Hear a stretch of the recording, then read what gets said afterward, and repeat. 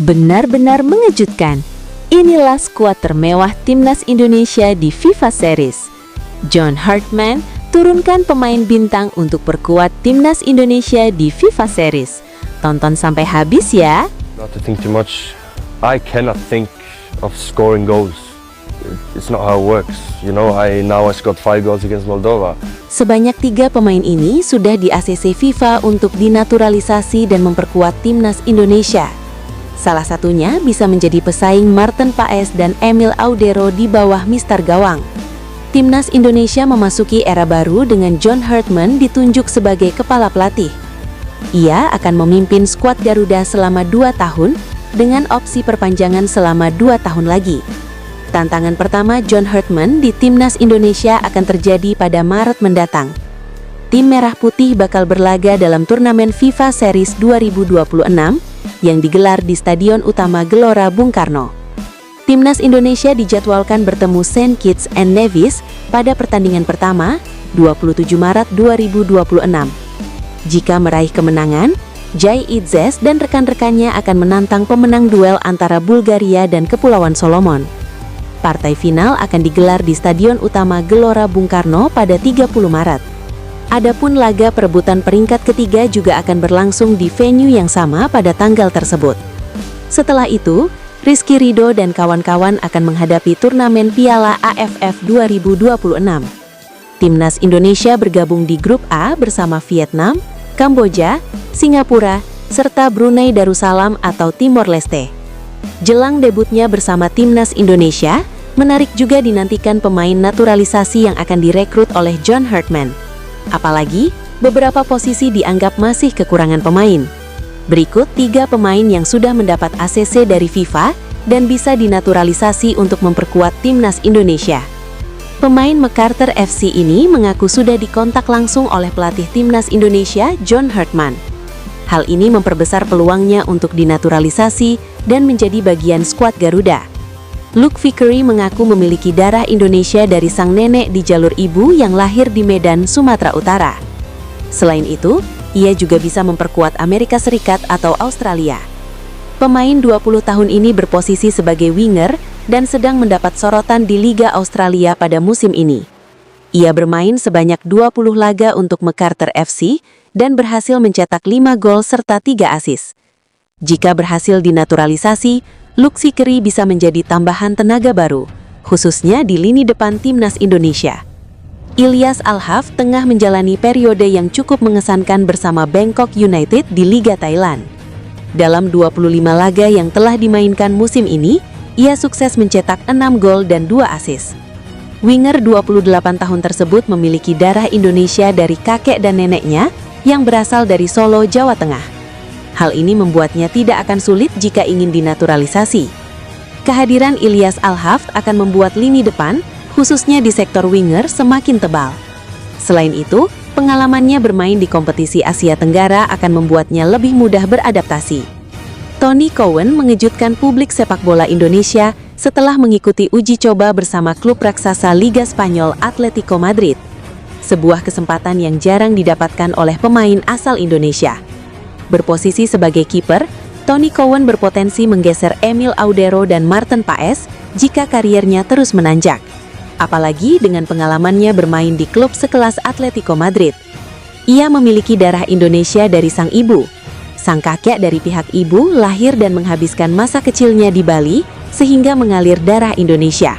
Selain itu, ia tak perlu menjalani proses naturalisasi jika ingin membela Timnas Indonesia dalam waktu dekat. Pasalnya, ia masih berusia 16 tahun. Pelatih Timnas Indonesia, John Hartman, memberikan pandangannya terkait skuad Garuda.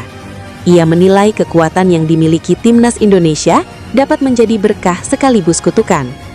John Hartman resmi ditunjuk sebagai arsitek Timnas Indonesia pada 13 Januari 2026. Pria asal Inggris ini mengaku telah mempelajari berbagai hal tentang skuad yang akan dipimpinnya, termasuk dinamika di luar lapangan. Kami memiliki basis talenta yang berkembang.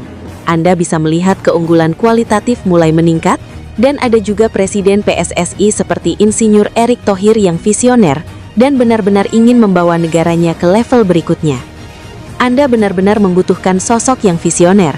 Dan di bawahnya ada semangat dari fans. Jadi Anda tidak punya lawan. Ada angin di belakang layar Anda.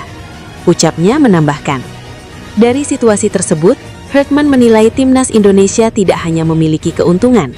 Menurutnya, dukungan yang besar juga dapat menjadi tekanan tersendiri. Itu bisa menjadi berkah dan kutukan. Itu bisa menjadi kutukan karena ada banyak sekali harapan dan kita bisa meraih harapan itu, ujar Hurtman dikutip dari situs Aseanut. Terlepas dari potensi berkah dan kutukan, Hurtman tetap optimis untuk membantu timnas Indonesia meraih prestasi di kancah sepak bola dunia. Saya pikir, kita berada di ambang ancang-ancang melakukan sesuatu untuk membangun kepercayaan, rasa hormat sebuah naga, dan kemudian membangun harapan nyata lolos ke Piala Dunia. Itu misi periode selama 4 tahun. Jelas Hurtman. Hurtman memiliki kontrak 2 tahun dengan opsi perpanjangan 2 tahun bersama timnas Indonesia. Masa awal kontrak akan berlangsung dari 2026 hingga 2028 dengan opsi perpanjangan hingga 2030. Hurtman diharapkan dapat membawa timnas Indonesia menuju level yang lebih tinggi dan mencapai target lolos ke Piala Dunia. Kepala Pemandu Bakat PSSI, Simon Tahamata, memberikan tanggapannya terkait banyaknya pemain naturalisasi timnas Indonesia yang kini tampil di BRI Super League 2025-2026. Fenomena tersebut menjadi bahan perbincangan. Sebanyak 9 pemain naturalisasi tercatat memperkuat sejumlah klub peserta Liga 1. Mereka tersebar di beberapa tim. Di Persija Jakarta, terdapat nama Jordi Amat, Shane Patinama, dan Mauro Zylstra yang masuk dalam daftar tersebut. Sementara itu, Persib Bandung diperkuat Tom Hai, Eliano Rangers, dan Dion Marks.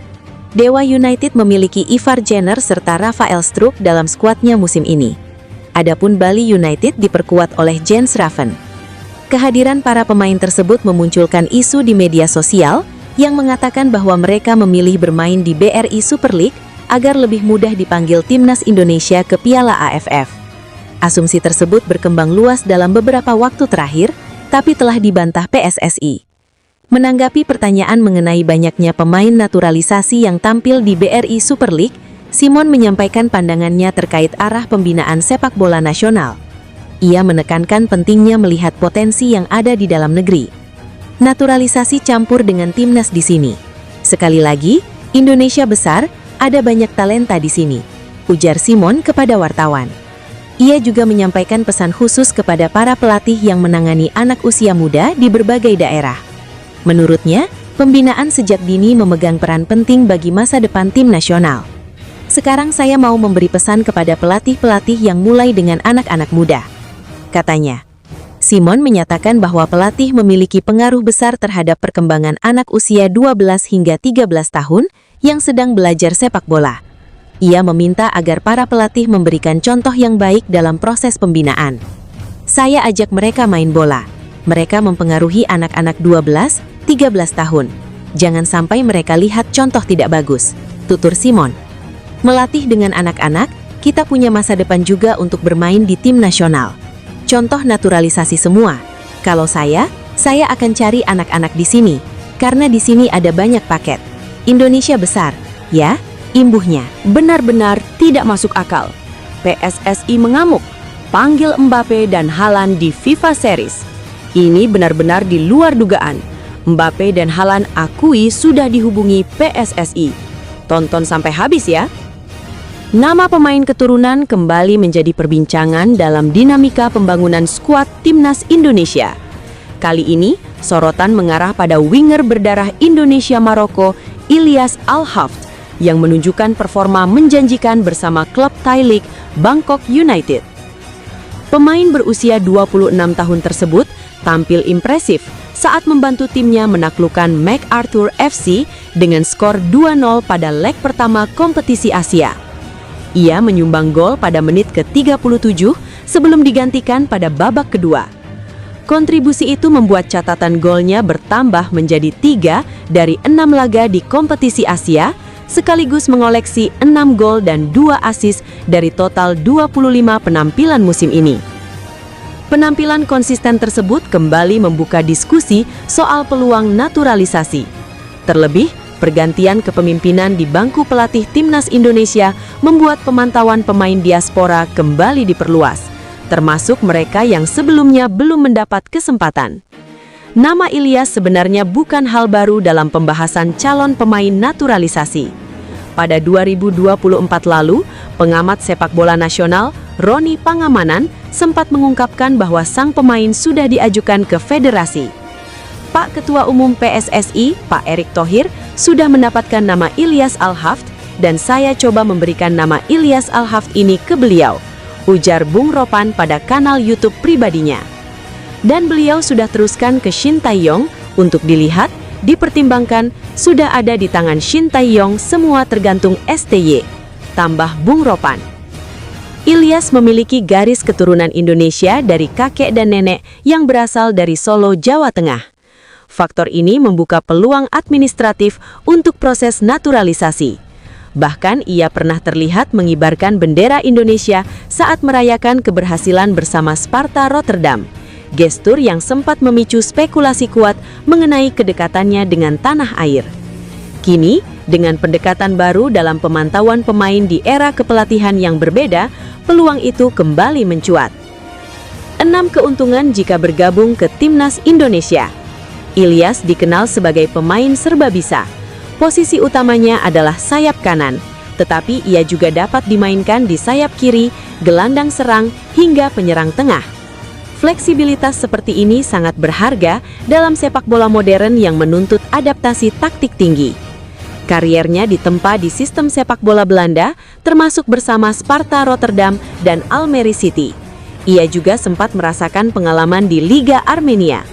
Jam terbang lintas liga memberi nilai tambah dalam hal pengalaman dan mental bertanding. Ilyas pernah memperkuat tim kelompok usia Belanda, termasuk mencatat sejumlah penampilan di level U20. Pengalaman tersebut menunjukkan kualitas pembinaan teknis yang dimilikinya sejak dini. 4. Kaki kidal yang tajam. Kemampuan kaki kiri menjadi senjata utamanya.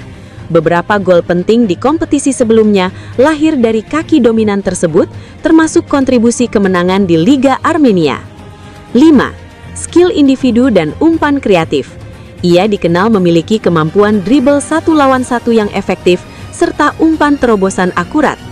Kualitas ini bisa menambah variasi kreativitas lini serang tim nasional, terutama dalam membuka ruang pertahanan lawan. 6. Pengalaman kompetisi Asia.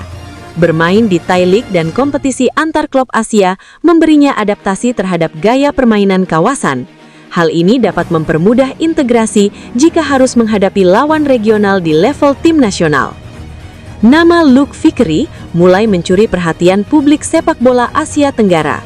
Gelandang serang MacArthur Bulls FC itu mengungkap adanya komunikasi awal dengan pelatih timnas Indonesia, John Herdman. Pernyataan tersebut muncul di tengah performa impresifnya di kompetisi domestik Australia dan Liga Champions Asia 2. Vickery tampil konsisten sebagai pemain depan yang fleksibel dan produktif. Situasi ini menjadi menarik karena pemain muda tersebut memiliki 3 opsi kewarganegaraan untuk level internasional: Australia, Amerika Serikat, dan Indonesia. Ketiganya terbuka secara regulasi. Faktor Indonesia semakin relevan setelah terungkap bahwa Vickery memiliki garis keturunan dari Medan, Sumatera Utara. Latar belakang inilah yang kini menghubungkan namanya dengan proyek regenerasi Timnas Indonesia. Luke Vickery dikenal sebagai pemain depan yang mampu beroperasi di beberapa posisi. Posisi utamanya adalah sayap kanan, tetapi ia juga efektif bermain di sisi kiri maupun sebagai penyerang tengah. Kecepatan, akselerasi, dan kemampuan menyerang ruang menjadi kekuatan utama dalam permainannya. Adaptasinya bersama MacArthur terbilang cepat, baik di kompetisi domestik maupun level Asia. Musim ini, ia telah mencetak 5 gol dari 17 pertandingan. Salah satu momen paling menonjol terjadi saat MacArthur menghajar Melbourne City 6-2, di mana Vickery turut menyumbang gol penting. Sebelum bersinar di MacArthur, Vickery lebih dulu membela Western United di A-League.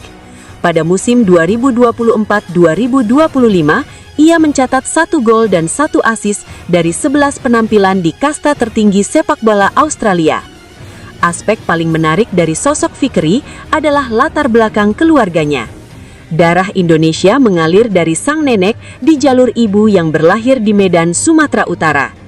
Neneknya memiliki latar belakang keturunan Belanda dan Hindia Belanda sebelum kemudian berpindah ke Belanda dan menetap di Amerika Serikat.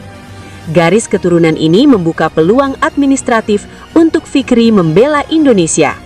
Selain Indonesia dan Australia, ia juga memenuhi syarat memperkuat Amerika Serikat karena lahir di Hawaii saat ayahnya bekerja sebagai kurator lapangan golf di Sony Open. Saya bisa mewakili Australia, Amerika Serikat, atau Indonesia. Dan Indonesia cukup tertarik, kata Fikri dalam sebuah wawancara dengan Examiner.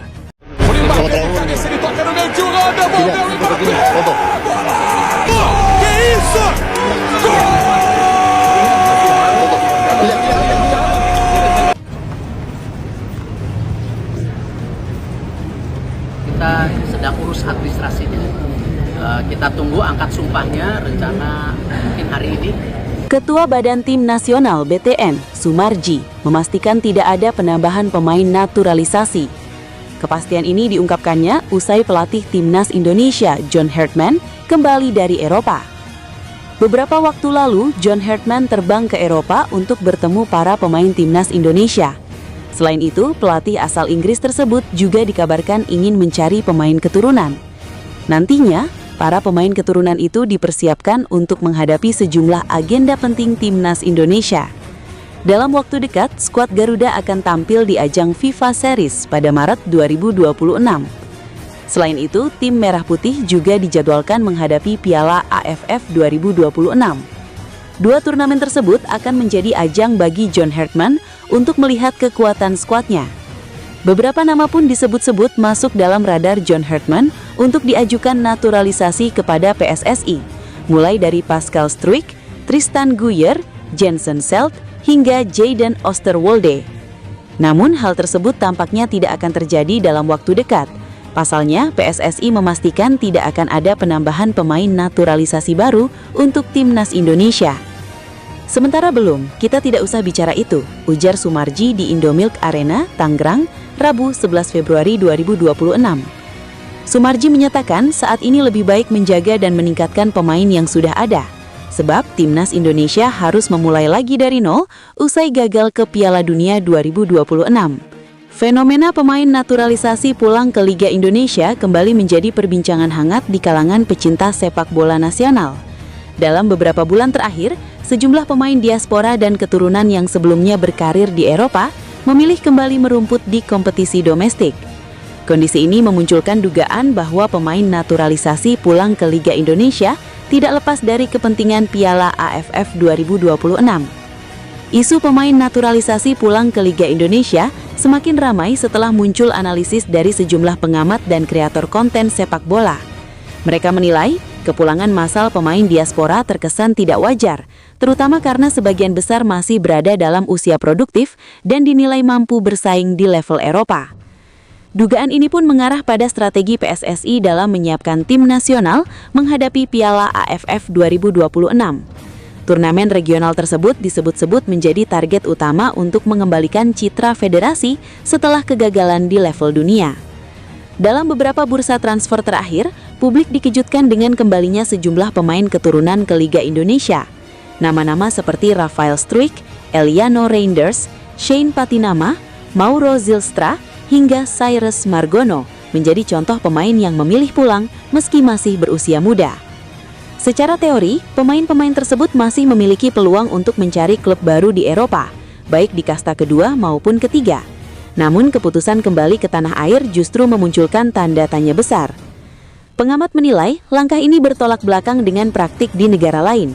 Di Thailand, Jepang, hingga Timor Leste, federasi justru mendorong pemain mudanya untuk terus berkarir di luar negeri demi meningkatkan kualitas. Salah satu alasan yang paling sering disorot adalah jadwal Piala AFF 2026 yang berdekatan dengan agenda pramusim klub-klub Eropa.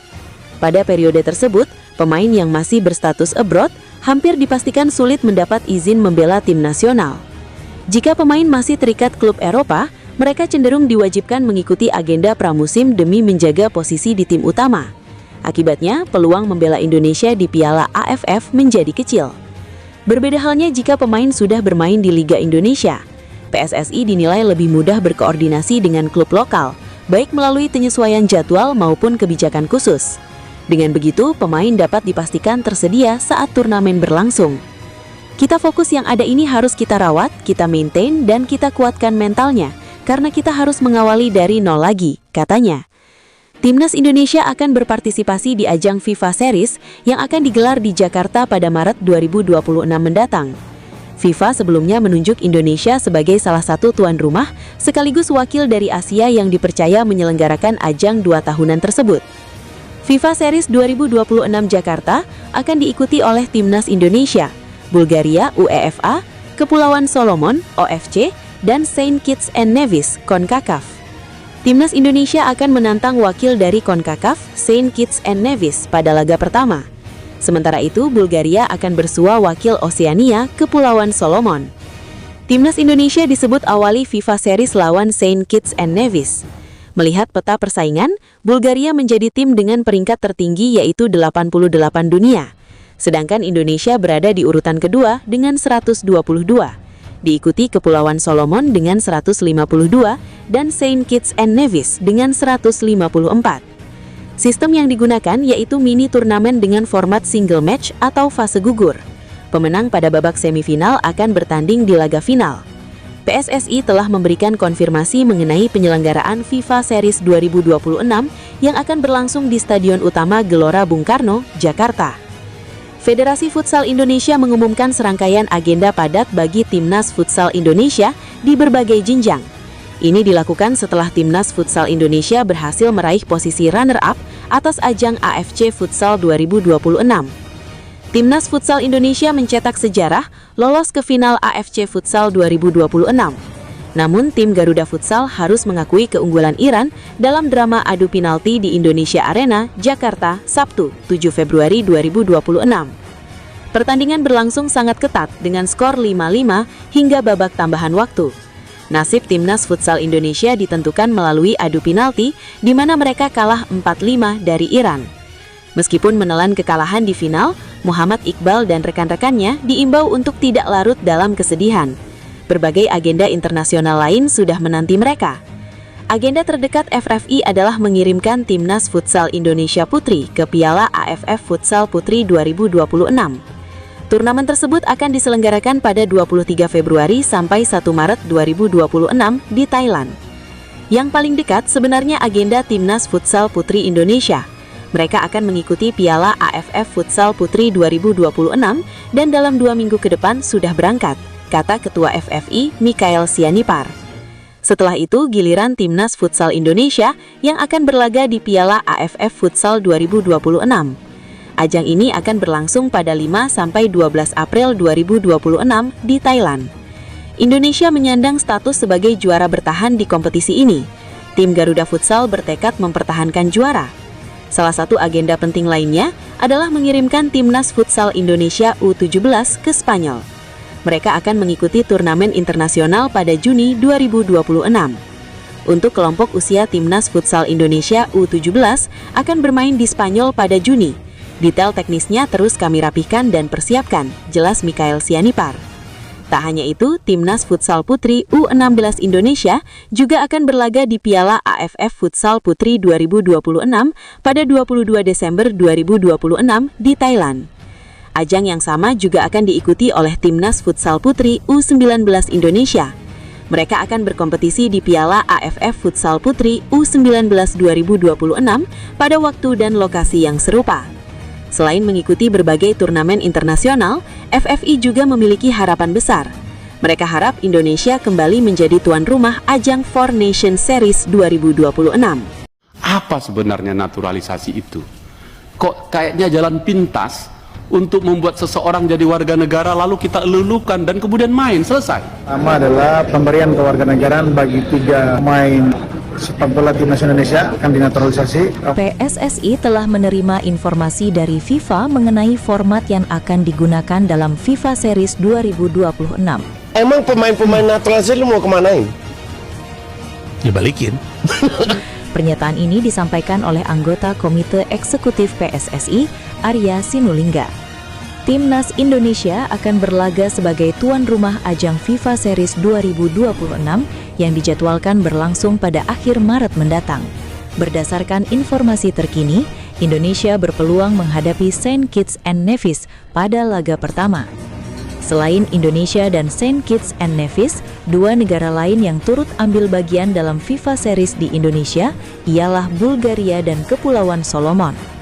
Mengacu pada penyelenggaraan FIFA Series edisi sebelumnya, format pertandingan akan menyerupai babak semifinal. Setiap tim akan menjalani 2 laga. Pemenang pada pertandingan pertama berhak melaju ke partai final, sedangkan tim yang kalah akan saling berhadapan untuk memperebutkan posisi ketiga. Dalam skema yang disiapkan, Timnas Indonesia dijadwalkan berhadapan dengan Saint Kitts and Nevis. Sementara itu, Bulgaria akan menghadapi Kepulauan Solomon. Jika Indonesia mampu meraih kemenangan pada laga pembuka, skuad Garuda akan menantang pemenang duel antara Bulgaria dan Kepulauan Solomon di partai final. Sepertinya akan melawan Saint Kitts and Nevis. Bulgaria bertemu Kepulauan Solomon. Pemenangnya nanti akan ketemu di final, ujar anggota Komite Eksekutif PSSI, Arya Sinulinga kepada wartawan Senin 9 Februari. Berdasarkan ranking FIFA, Bulgaria menjadi tim dengan ranking tertinggi yaitu di posisi ke-87 dunia. Timnas Indonesia menyusul di peringkat ke-122, diikuti Kepulauan Solomon pada posisi ke-152, sedangkan Saint Kitts and Nevis di peringkat ke-154. FIFA Series 2026 juga akan menjadi panggung perdana bagi John Herdman sebagai pelatih baru Timnas Indonesia. Pelatih asal Inggris itu belum lama ini kembali dari Eropa setelah melakukan kunjungan ke sejumlah klub yang diperkuat pemain Timnas Indonesia. Selain memantau pemain diaspora, Herdman juga tengah fokus mengamati pemain-pemain yang berlaga di Super League. Di sisi lain, ia masih dalam tahap penyusunan tim kepelatihan sebagai bagian dari persiapan awal menukangi skuad Garuda. John Herdman saat ini terus memantau pemain-pemain Timnas Indonesia yang berkarir di liga domestik maupun di luar negeri. Hal itu tentunya agar dia punya gambaran potensi-potensi pemain-pemain Indonesia. Langkah itu sebagai persiapan John Herdman untuk membentuk kekuatan skuad Garuda tampil di FIFA Series. Indonesia menjadi salah satu tuan rumah yang akan dilaksanakan pada 23-31 Maret 2026. Anggota Exco PSSI, Arya Sinulinga, mengatakan sangat mendukung penuh langkah yang dilakukan oleh John Herdman. Jadi, John Herdman akan punya gambaran sendiri dengan memantau langsung pemain-pemain. Pelatih udah jalan-jalan ya, sudah mengunjungi klub-klub, udah mantau-mantau. Klub-klub Super League dipantau. Yang keluar, luar negeri, juga udah mulai dipantau. Kami tunggu aja, kata Arya di Jakarta kemarin. Pria berkacamata itu mengatakan sejauh ini belum mendapatkan laporan dari John Herdman terkait peninjauannya. Dia menilai dalam waktu dekat, PSSI akan berdiskusi dengan pelatih asal Inggris itu menjelang FIFA Series. Ini termasuk tidak ada pengganti Tom Hay dan Shane Patinama yang absen karena hukuman dari FIFA. Anggota Exco PSSI, Arya Sinulinga, mengatakan bahwa John Herdman sepertinya masih fokus mengenali pemain-pemain Timnas Indonesia saat ini. Juru taktik asal Inggris itu sedang aktif memantau pertandingan-pertandingan di Super League 2025-2026 dan klub pemain Timnas Indonesia di Eropa. Kata Arya Sinulinga, mendatangkan pemain baru sepertinya kurang relevan untuk saat ini. Sebab John Herdman belum mencoba satupun pertandingan dan memahami kemampuan seluruh pemain Timnas Indonesia. Perlu diketahui, John Herdman didatangkan PSSI pada Januari 2026 dengan kontrak 2 tahun. Pertandingan pertamanya akan terlihat dalam FIFA Series 2026 yang berlangsung pada 23-31 Maret 2026. Belum tahu, mungkin dia lihat yang ada dulu. Yang ada saja kan belum pernah dia coba semuanya. Jadi belum tahu kemampuannya, pembagiannya, perannya. Lucu juga kalau nambah pemain, tapi yang ada saja belum dia pahami, ujar Arya Sinulinga. Arya Sinulinga menambahkan, PSSI senang dengan sikap John Herdman yang aktif memantau pemain-pemain Timnas Indonesia. Langkah ini dilakukannya untuk mendapatkan gambaran menyeluruh terkait kualitas pemain sebelum menentukan komposisi terbaik Timnas Indonesia. Adapun di FIFA Series 2026, Timnas Indonesia akan melawan Saint Kitts and Nevis, sedangkan Bulgaria akan bertemu Kepulauan Solomon. Masing-masing pemenang akan bertemu di final FIFA Series 2026. Seluruh pertandingan digelar di Stadion Utama Gelora Bung Karno, Senayan, Jakarta Pusat. Nanti setelah FIFA Series, baru dia akan lihat apakah pemain ini lanjut, atau ada perubahan, atau mungkin ada tambahan. Semua tergantung evaluasi dia, kata Arya Sinulinga.